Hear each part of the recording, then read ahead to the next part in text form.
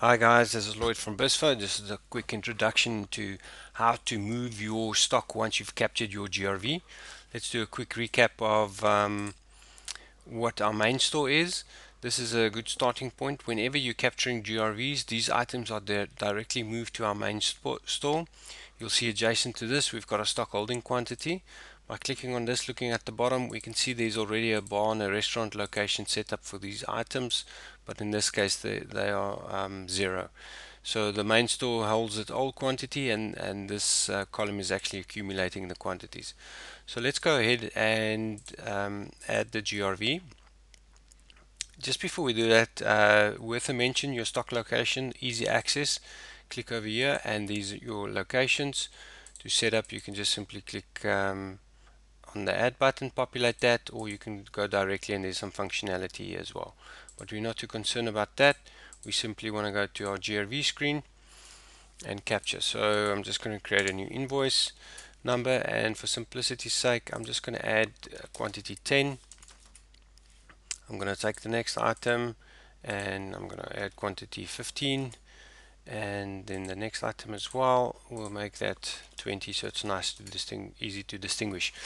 Alright, so we got this invoice number. Now we've captured it in, it's sitting in the main store, and what we want to do is we actually want to move all these items to the different locations where they should be.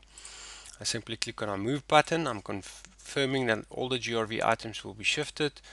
I can put in the default comments and notes, and then I'm presented with my stock movement screen. So looking at my stock movement, this is what I've got in stock and this is what I can move. I could change this if I want, but in this case I'm just going to leave it as is. But I am going to say I'm moving my stock from the main store to the bar, and then I'm just simply going to process. Fantastic. So let's have a look what that looks like. So going to our database, when we click on the bottom, we could see the location as now the stock holding in the main store. Remember, it's moved out of the main store and sitting in the location. And let's quickly do an example of just moving the stock back.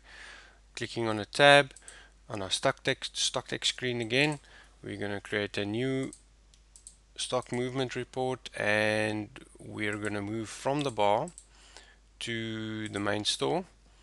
And what I'm going to do is I'm going to add one item by scanning it. I know the item code, and that's the one way.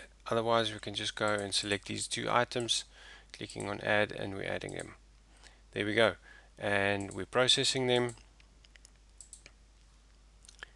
and now we've moved them back. You'll note that the main store quantity is 10 and stock holding is 10.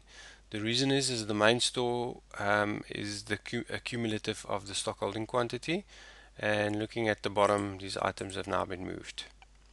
And that's it, as simple as that for the stock movement.